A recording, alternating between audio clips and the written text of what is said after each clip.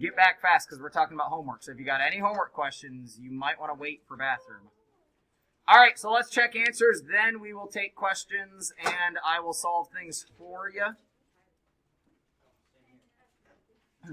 On 103C, who can tell me what they did that I pretty much tell you to not do unless you have to?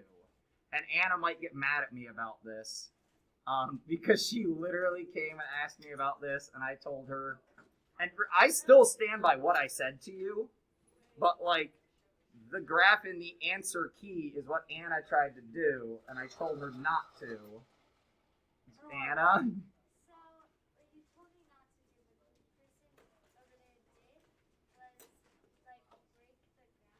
Yeah. What do you mean by break the graph? Whoa. They skipped from on the right axis. They skipped from instead of 0, they started at 20. They didn't break it with the little. Yeah, they also didn't show that it was broken.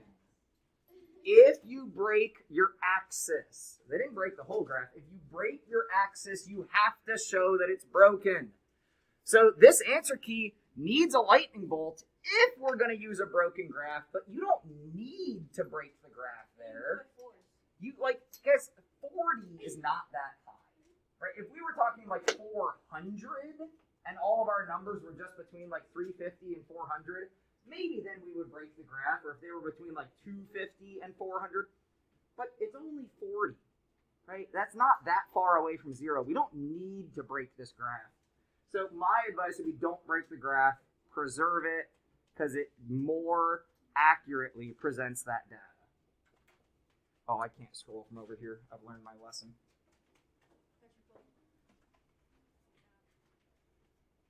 We're going to talk about strength of association today. If you did not see it in your notes that I gave you, I believe that I had a little math box, and maybe I didn't, but we're going to talk about it today. If we try to give it an equation, your slope may be different. Your slope is probably different, but something close to -7/10. And if we make a prediction about what was the age of this car for F? Let's see who's actually looking at their homework with me. 7 years. 7, thank you, Jake. A 7-year-old car, so yours might be slightly different if you drew your line differently, right? All of these answers are approximate because your line of best fit might be in a slightly different place. Questions on the front? I didn't know we just had answered the E. I don't know why. Yeah, I like those questions I put on there that don't need answered, right? Yeah. So it's okay if you skipped it, but go back and do it, right? Because you know I'm going to call you out on it when I check your paper. And I'm going to be like, what? Are we just skipping problems now? Yeah. Like, what are we doing, man? Any questions on 104 or 105 before I appease Jake and solve some of 106? Yes. I have a question about 103. My line of best fit was straight. Yes, I mean, with these points, especially if I look at like this point, and this point, it looks fairly straight.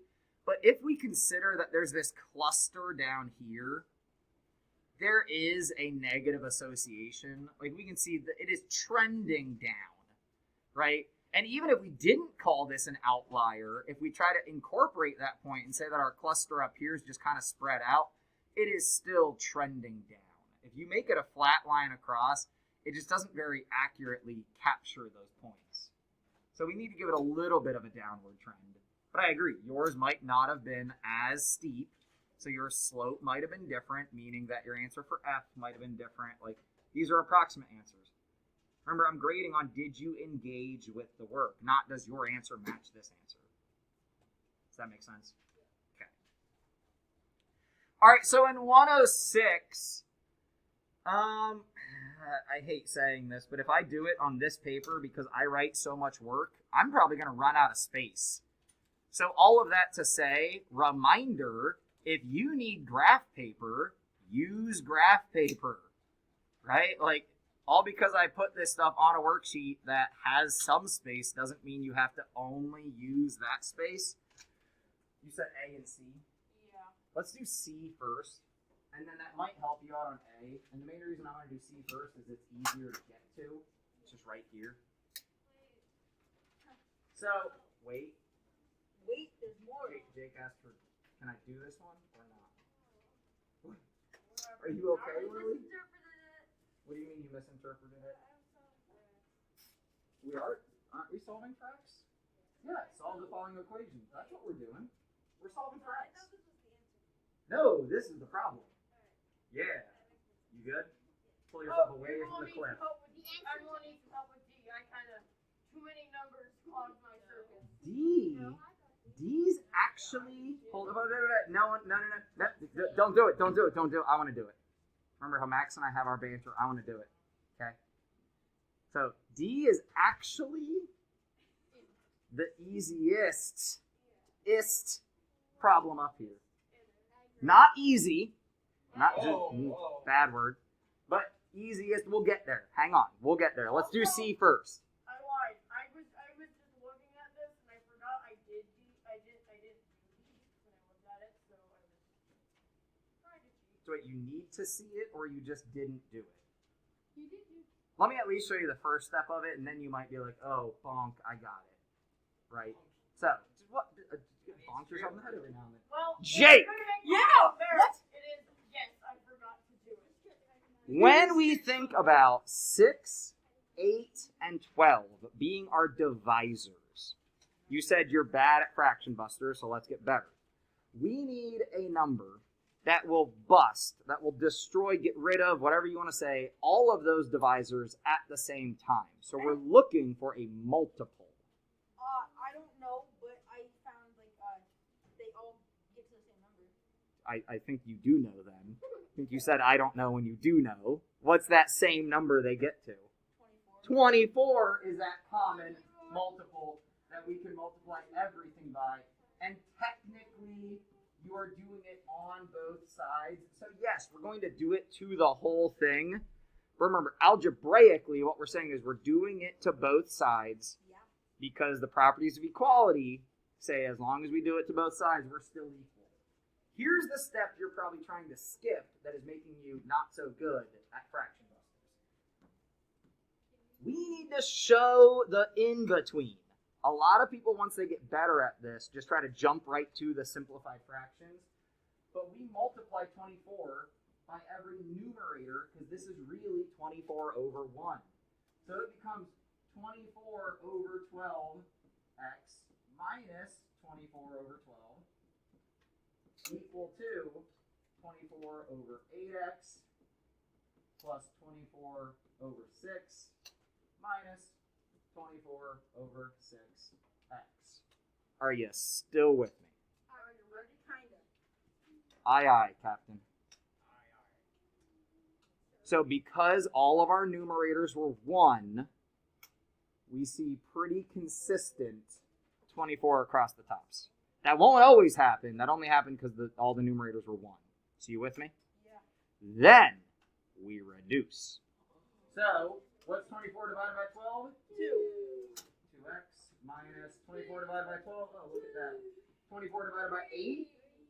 3x. 24 divided by 6? 4. And 24 divided by 6? Oh, look at that.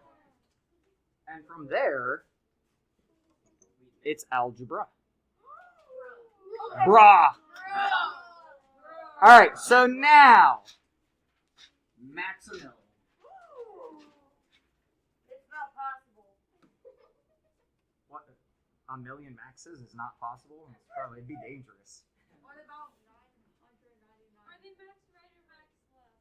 Oh. Because if it's max left, then you just go. It's max right I or think, max wrong?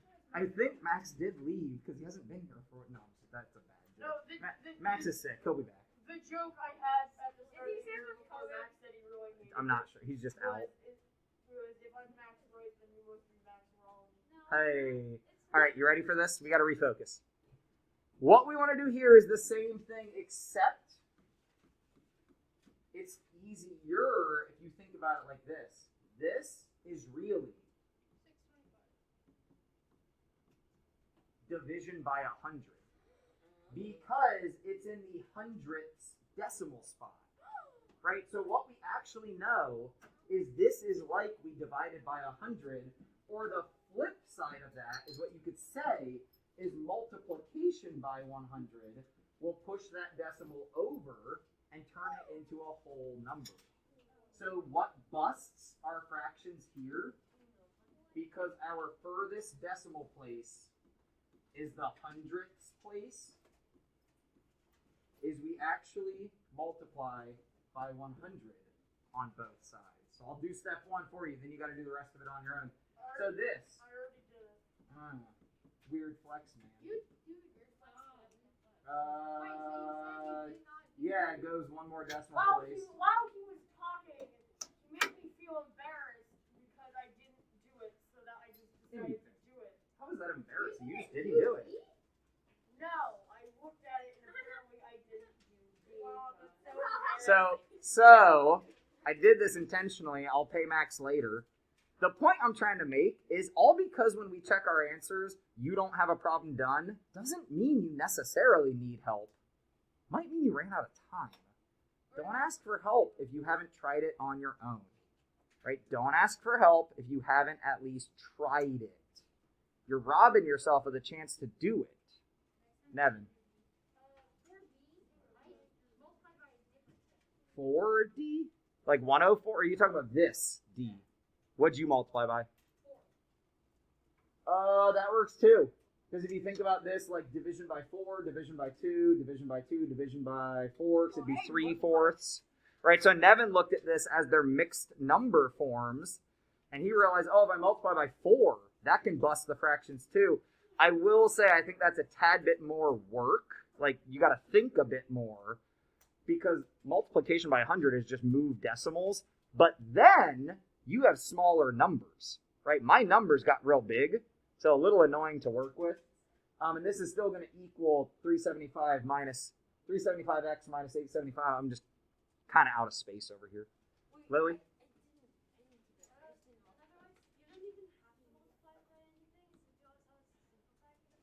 You're right, we don't have to. Yeah, but any way we do it, we should get the same answer, right? No matter which way, a lot of right ways to get to Florida. You said duty. You were saying it the whole time. Yeah, but I don't even think he meant to. He just said duty. All right, so if we get through the lesson, I have a... What? No, you don't. Jake didn't do A. Hold up. No. I'm gonna just do Jake. 4, 10, and 20. Yeah. Think about the multiples that they could get to. 4 and 10 and 20. You're right, 40 would work. So would 20. 20 would actually bust out those fractions. Oh, I forgot. Come work with me if you want more help. I forgot 4 can multiply into 20.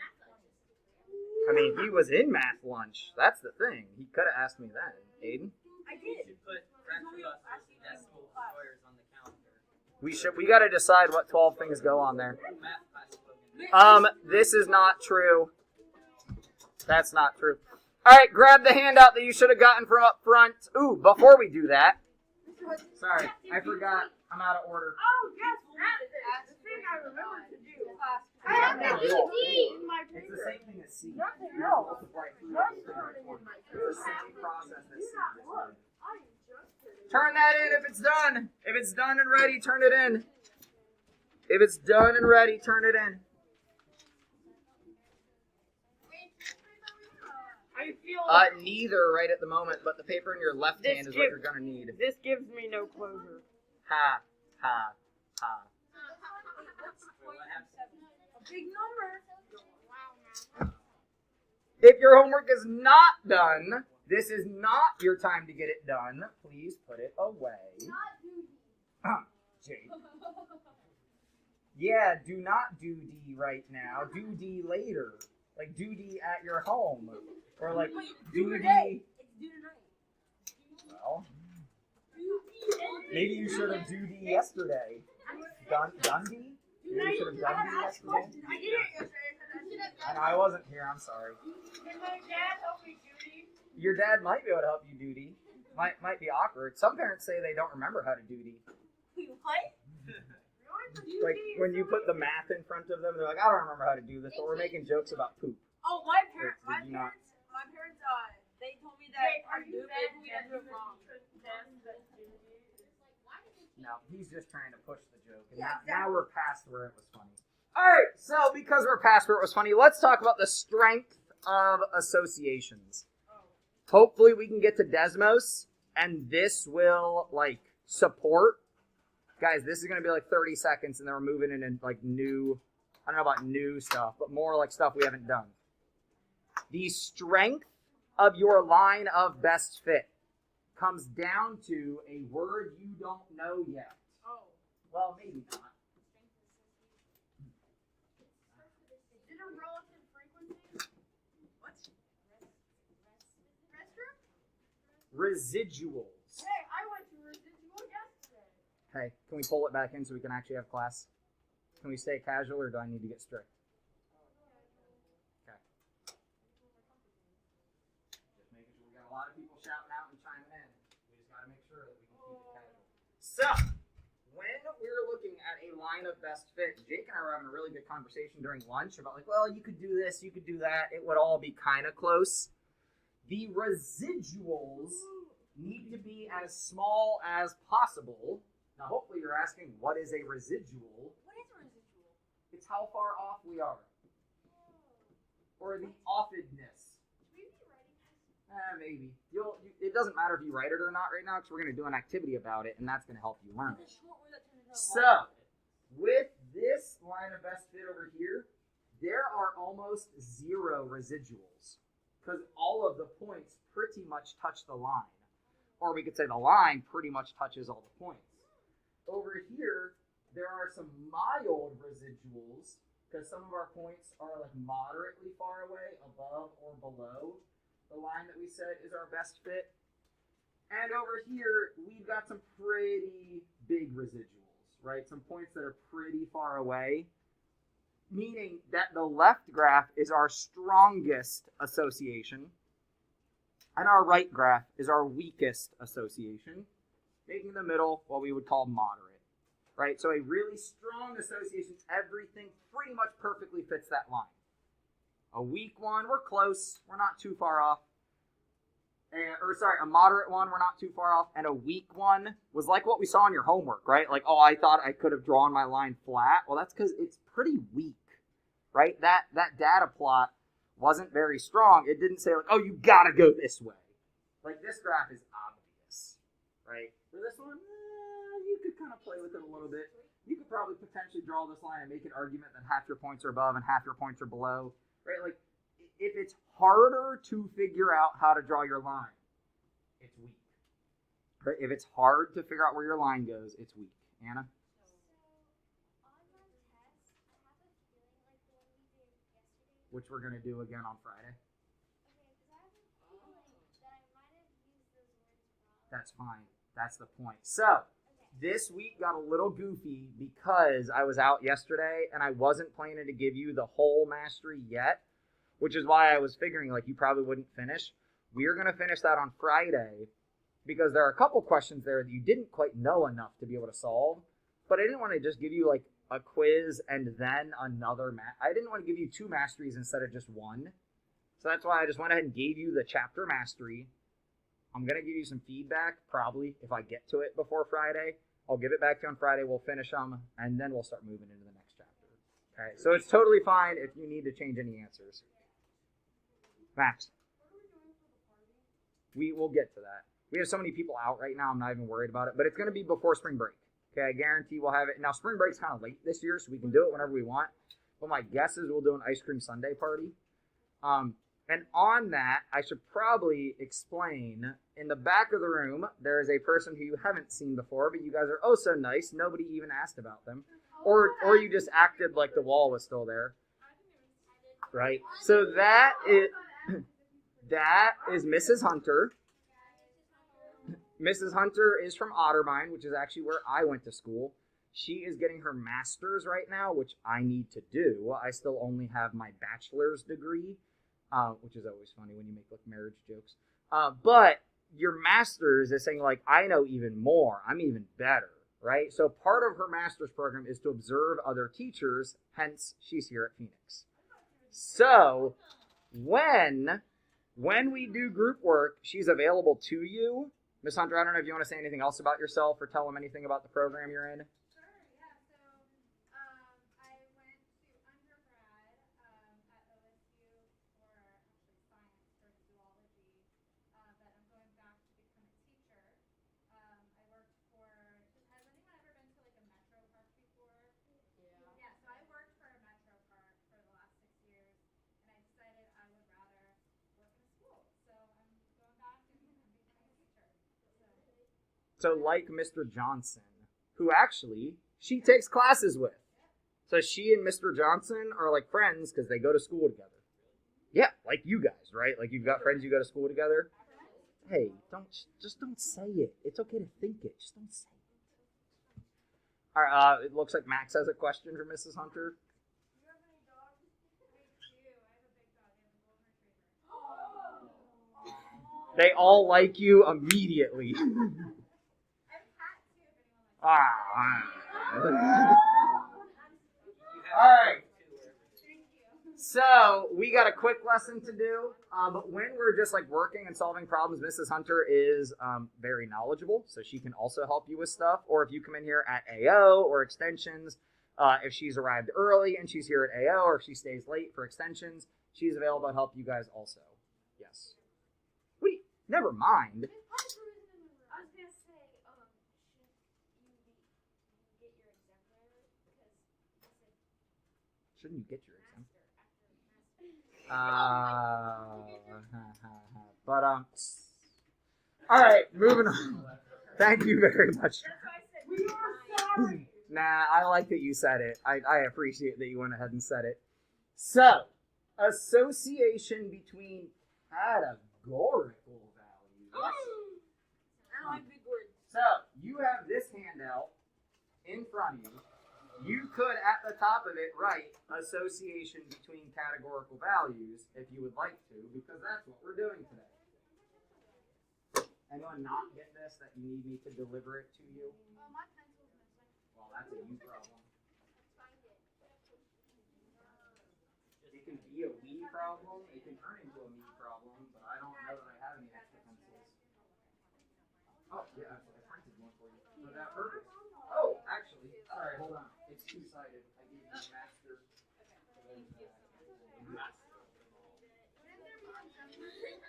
All right, so. What are you writing? Association between. Categorical values. That sounds cool, So. You good? You got what you need? You don't have anything extra? Categorical values. You good? You looked very interested at what was on his paper, not me. No, Jordan, I'm looking at you. You seemed very distracted. So I got distracted by you being distracted. Are we good? And I'm distracted by you being distracted about him being distracted. No, I'm distracted about all being distracted about all something. I appreciate that you identified that you should stop now. Categorical values, unlike what we've been doing with scatter plots, are when we break our data into what I do not know why we chose this word, but when we break it into bins or categories. Now, when you've used graphing with bins before, it's been used for a histogram. Can anyone remind me how we make a histogram? Lily? I should use random cards.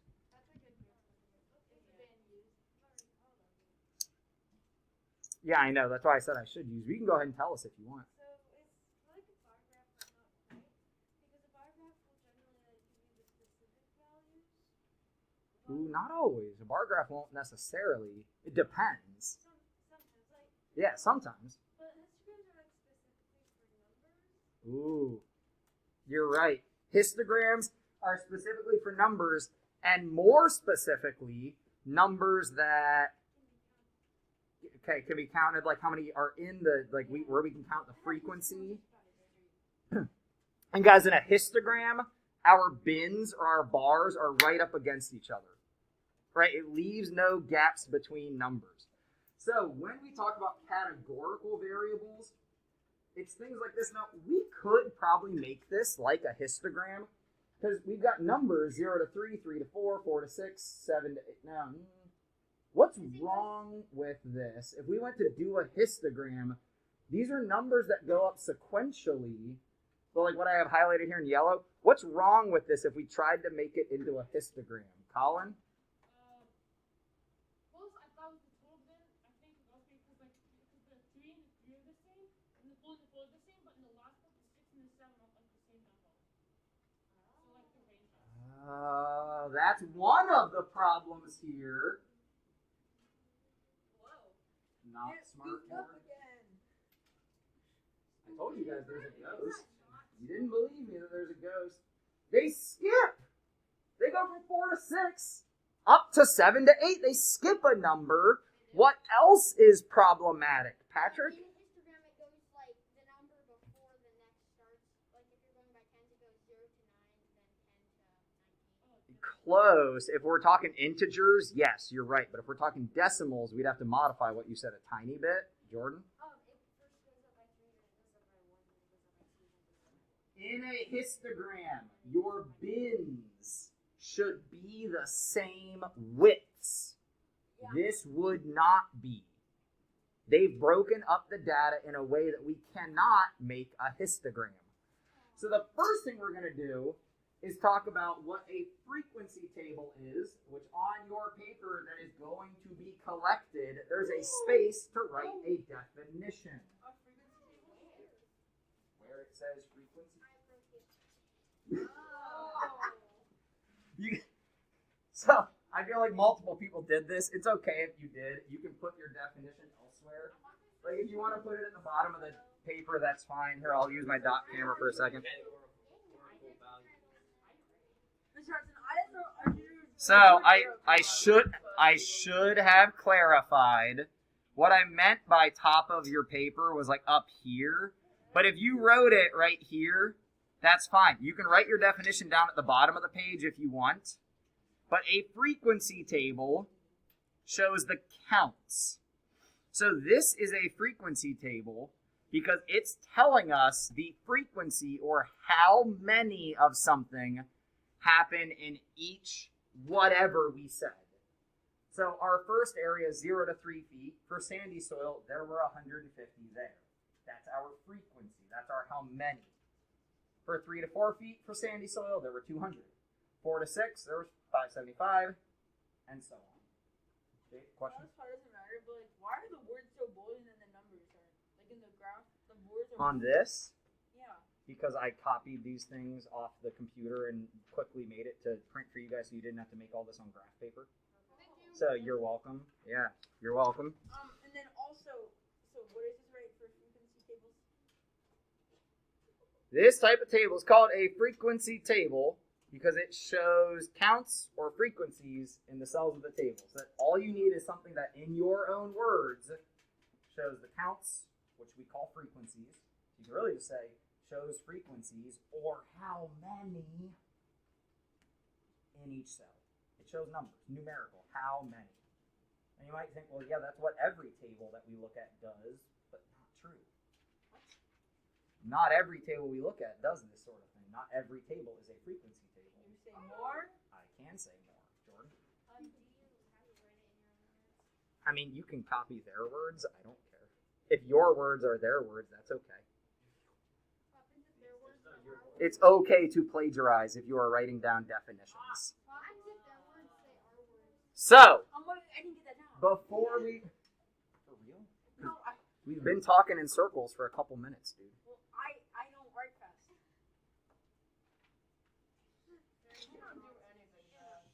We all need to be quiet so Jake can get this right. Done. So, we have been talking in our like data unit about independent. You guys okay? I just realized I read it on the wrong side. Independent versus dependent variables. Here, the farmer wants us to compare sandy soil to clay soil. So if we're trying to determine what is dependent on what, how do you think the farmer is going to ask this question? Connor, you got a thought about how this farmer is like, what we're really trying to say is which of these is independent, which of these is dependent, and how would we kind of say that question?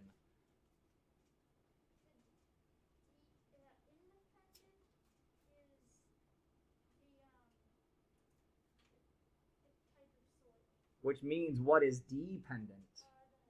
So how this farmer could say this, and what we want to jot down on our paper somewhere, is height. Wait, isn't this like a science problem too? Dependent, it could be, on soil type. Is height dependent on soil height? Is height of the corn, the eventual height of the corn, dependent on soil type? Okay, my bad. I was like, Brain getting mixed up.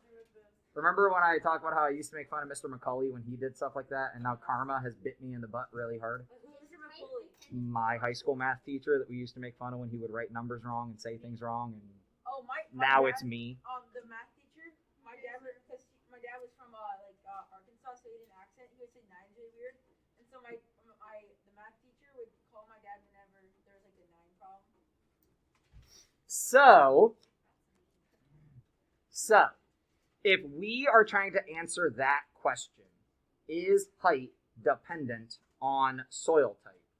What we're going to do is break apart these categories, right, these height categories, into percentages of the group. So if you're doing a science fair project, you're going to compare like a control group with an experimental group, and you might have multiple experimental groups. Here we're comparing sandy soil to clay soil. So if I'm trying to do percents, Grant, what do you think we would use as our part and our whole if I want to talk about like sandy soil, right? Or like really, I guess what I'm saying is what am I going to use as my denominator to do these percents? So I've got totals in 2 parts of the table. I've got totals over here and I've got totals over there. Do you have a hunch? We're trying to divide things up. And remember, you can always pass. You got a thought here, Grant?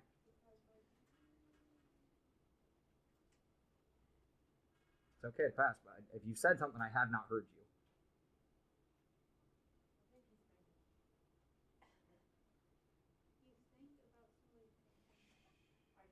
You're not helping.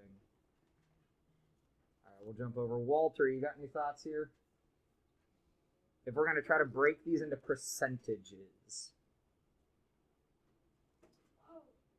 Max? What? What? What did you just say? I couldn't even hear you.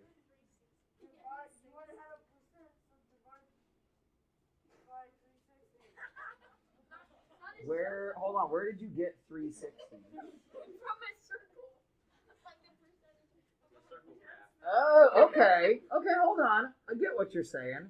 So if we wanted to make this in a circle graph, we would end up working with 360. But here, we're actually going to take this and make a bar graph out of it. Maddie? So what we want to do here, this is okay, because it's new. We want to take our part of our sandy soil and divide by the total of sandy soil plants to say what percent of sandy soil plants are in our short zone. So if we do 150 divided by 1675 and then multiply by 100.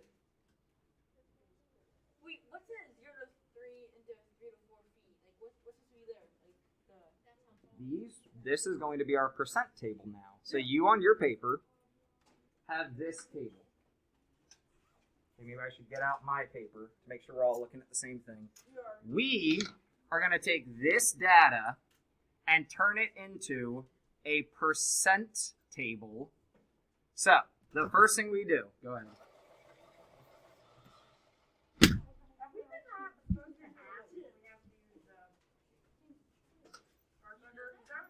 No, just some kids are very polite and they wait till it feels like a good time. Your part for that cell divided by, now here's the trick. This frequency table shows all of the totals. We actually don't care about the totals across the bottom.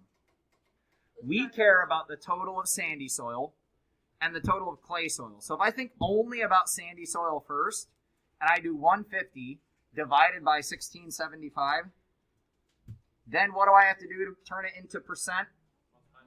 Times 100. Let's round. So we get there 9%. When I do all of this math, what percent should it total up to? 100. So work with your team.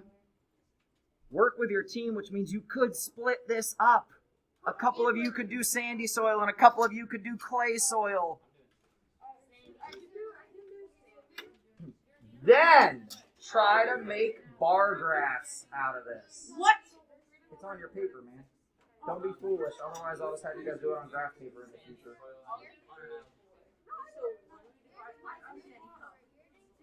The totals we care about are that rightmost column, the total of sandy soil and the total of clay soil.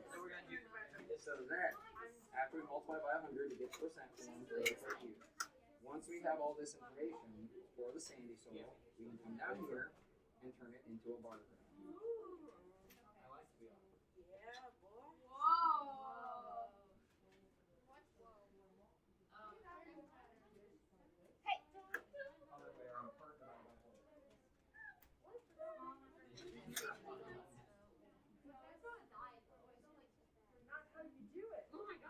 I think it is. The final percent. We're always doing part divided by whole. So the part, the group we're looking at, and you divide it by everything that we do. So for sandy soil. What do you mean? Keep talking. You're gonna grab a calculator, but keep talking. I understand what I have to do now, but how would that? Why would it? I brought you a small number. Let's play with it. Let's try it the other way around. Right? Let's just play with it. Do 1675 divided by 1. Oh, so the whole group we can fill in a total. So you did 40 and 80.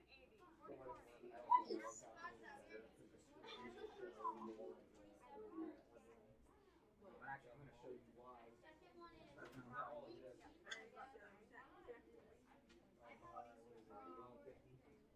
Why are we also Now we multiply by 100 because at the end we have to turn it into percent. And now I get 1,100%.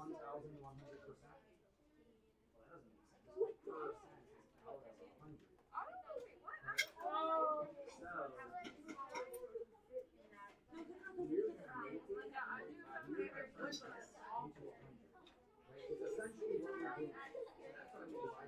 You don't make sense, little boy.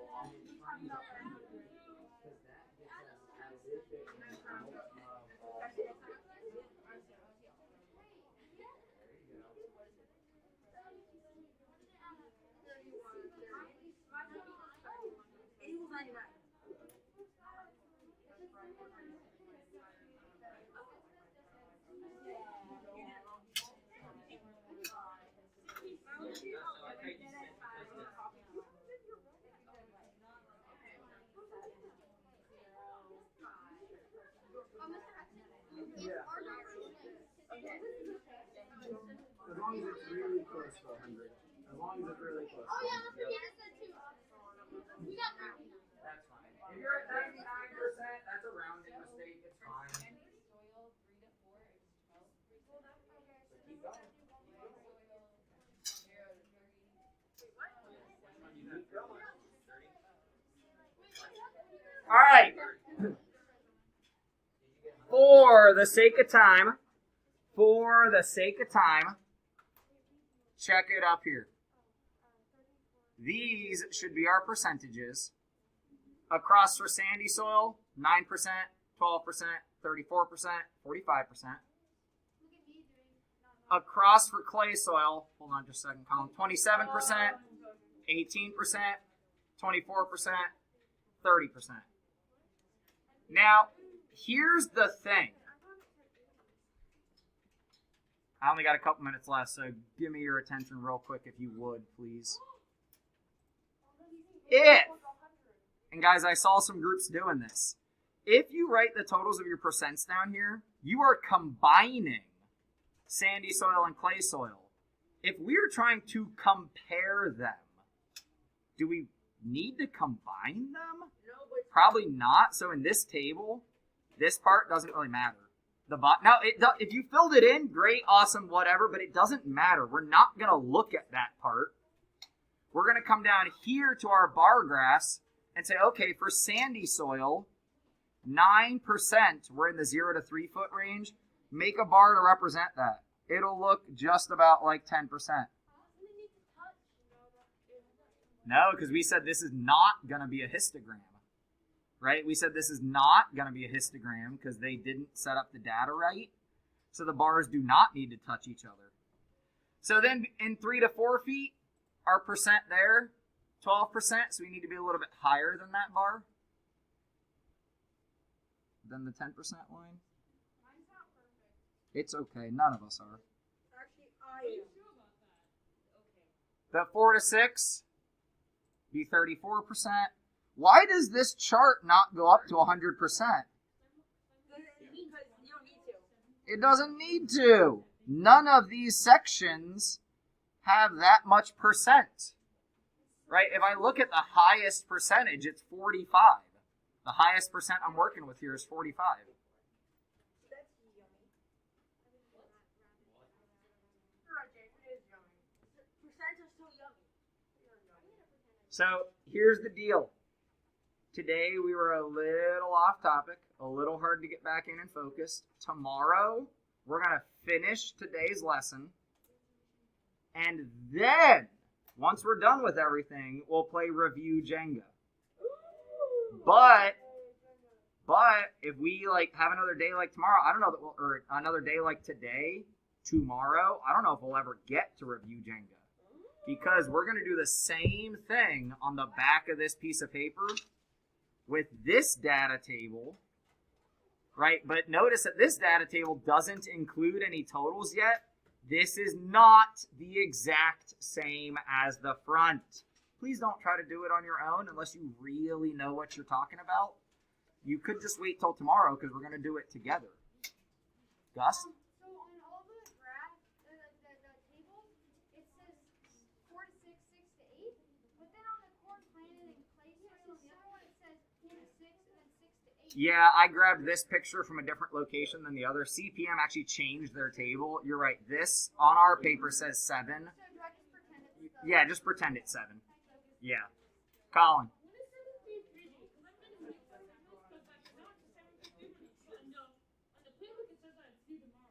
So, it should be done and ready by tomorrow. I appreciate that you pointed that out. But really what I care about is that your Chapter 7 should really be done by Friday because we're going to work on closure together in class. So, do some closure tonight if you want, but we're going to do a lot of it together in class tomorrow if we have time. But if not, you just finish it and turn it on. I can't hear you anymore, so talk to me at extensions if you need to. We're not, there's no homework contest happening this week. So Colin, if you're asking because of homework contest, it doesn't matter. Yeah, just try to turn stuff in by Friday. I'm behind on posting your grades anyways. Yo.